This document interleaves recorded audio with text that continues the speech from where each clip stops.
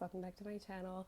Today I wanted to do a little trend with you guys. So there's been this trend going around TikTok where people will put a picture and say propaganda that I'm not falling for, and they'll mention authors or books or trends or TikTok drama, whatever that they don't buy into, basically.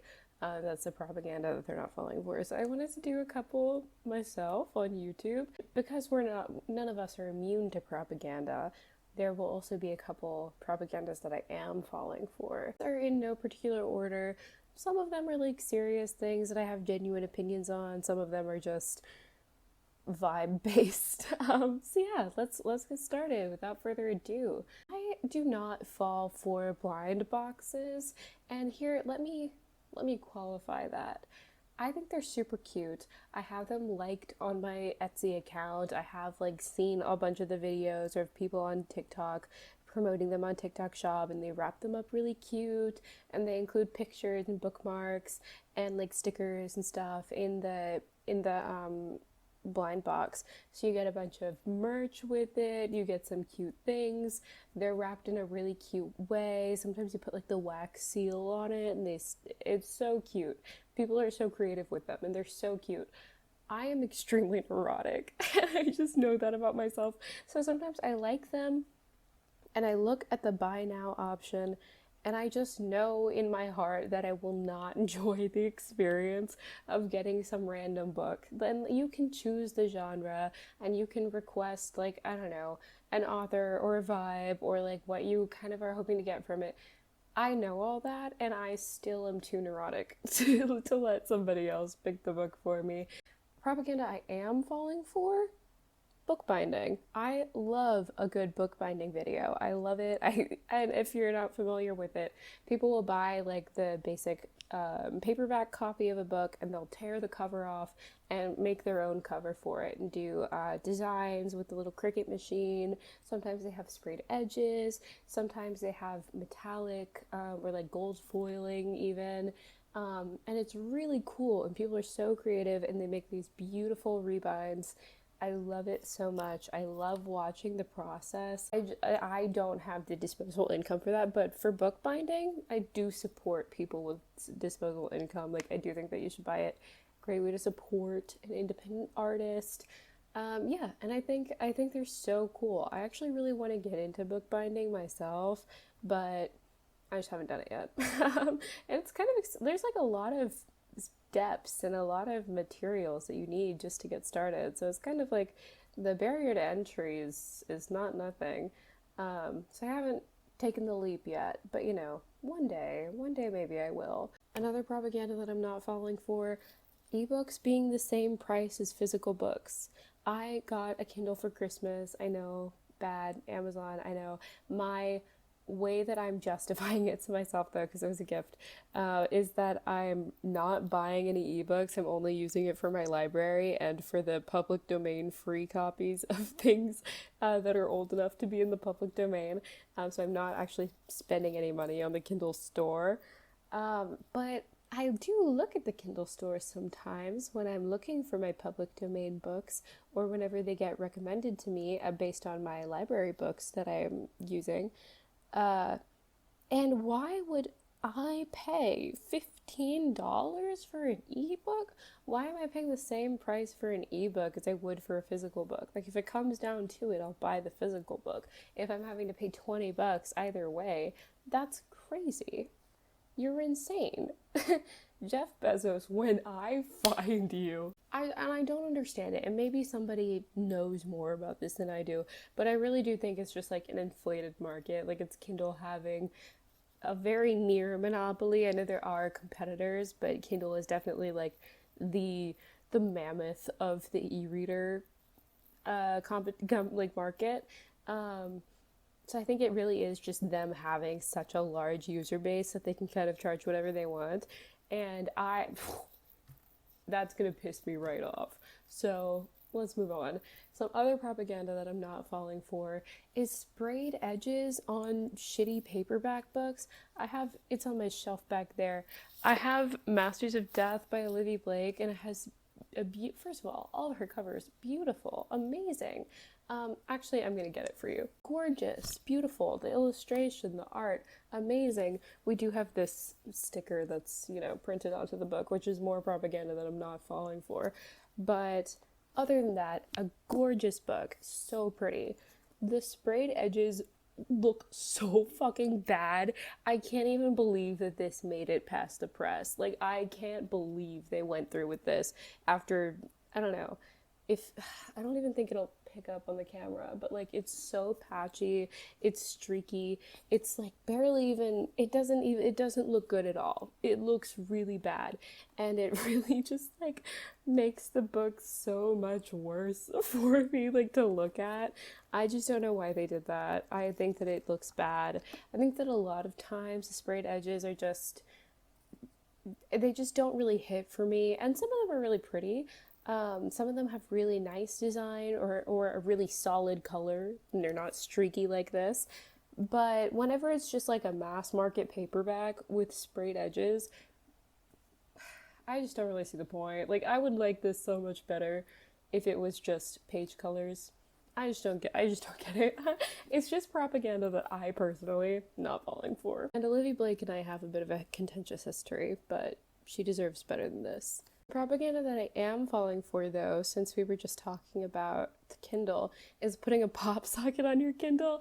This is maybe just like a very silly thing, but I saw a lot of videos of the book talkers doing setting up their Kindles, and they would put the stickers in the back of it and put the case over it and put a pop socket on it.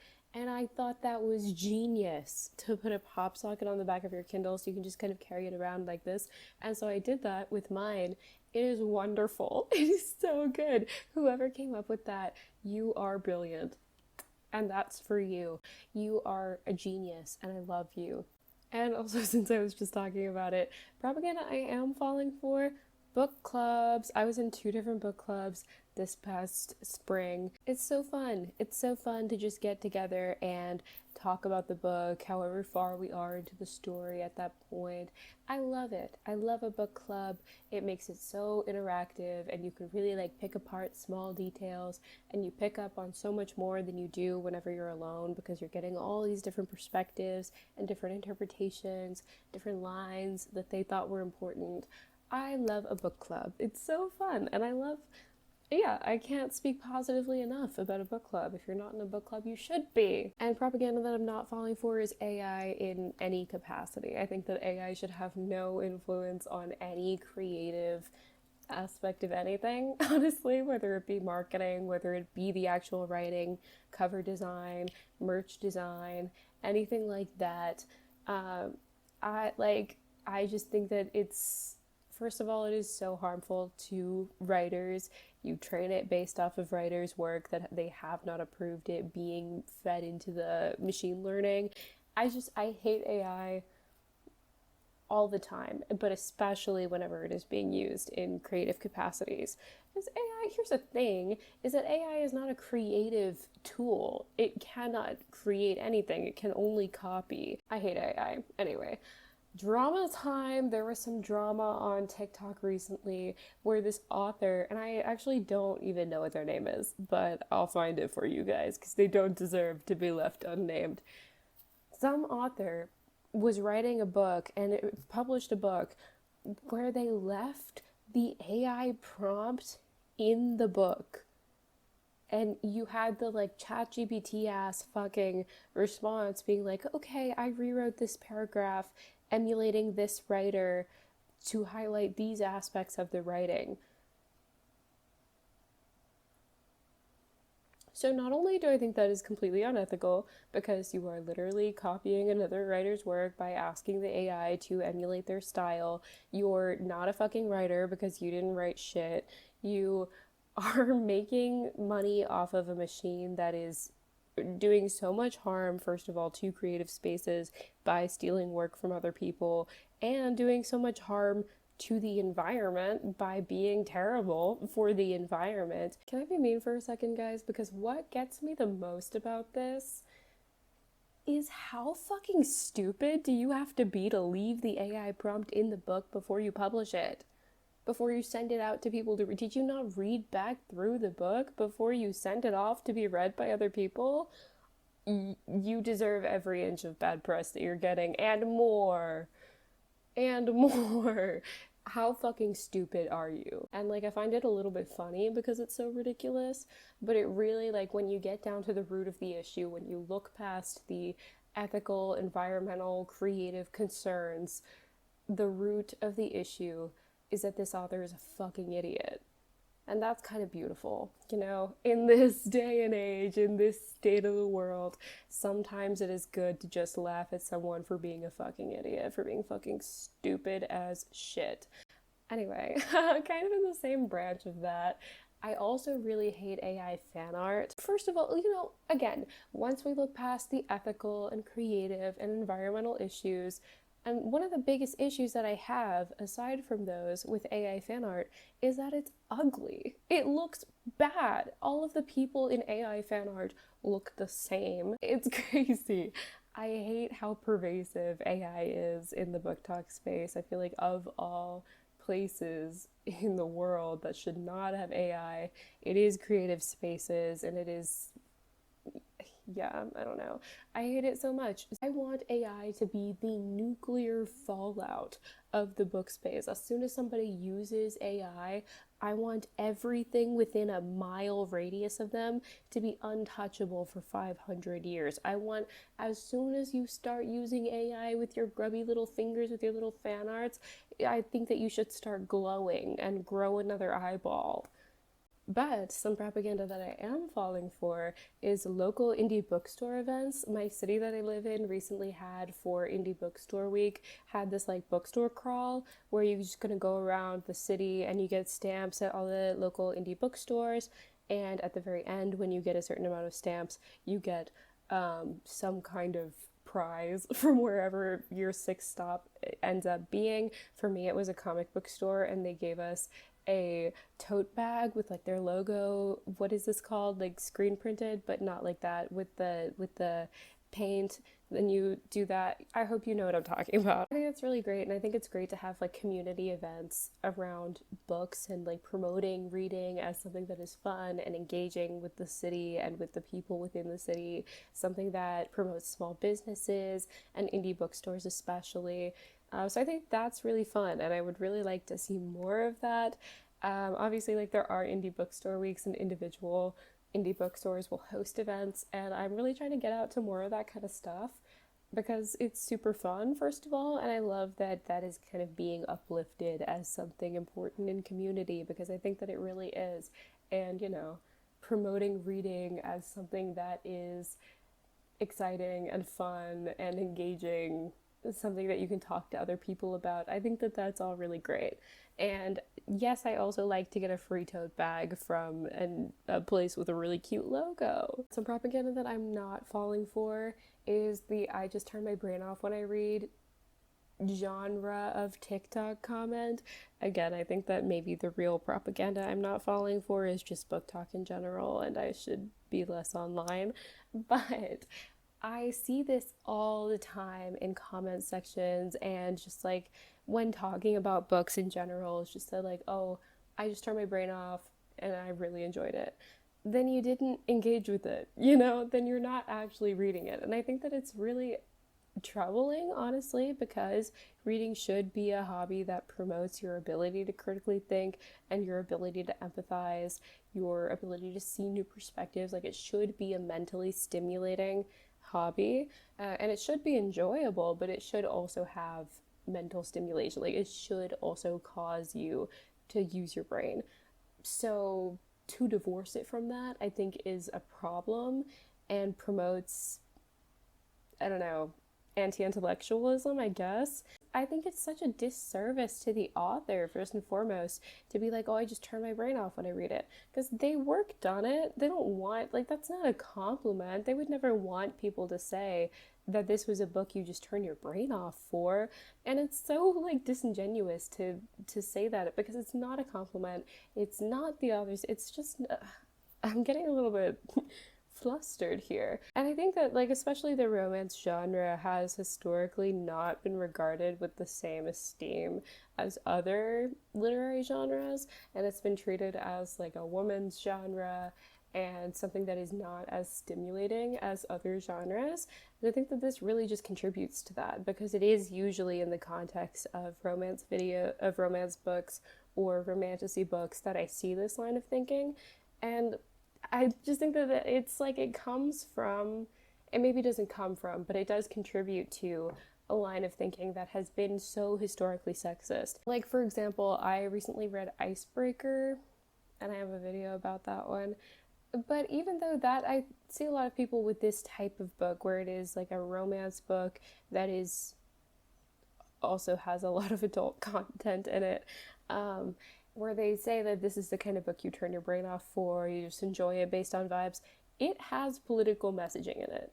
It has a social and communal messaging for it. It has this like kind of weird stance of upholding traditional family dynamics and like kind of a weird take on like adoption and all that. Like, it does have that in it, and maybe that is not, I'm sure that's not the intention of the book. I don't think that that's like the author is writing some propaganda like in support of the 2.5 kids nuclear family, but that does exist.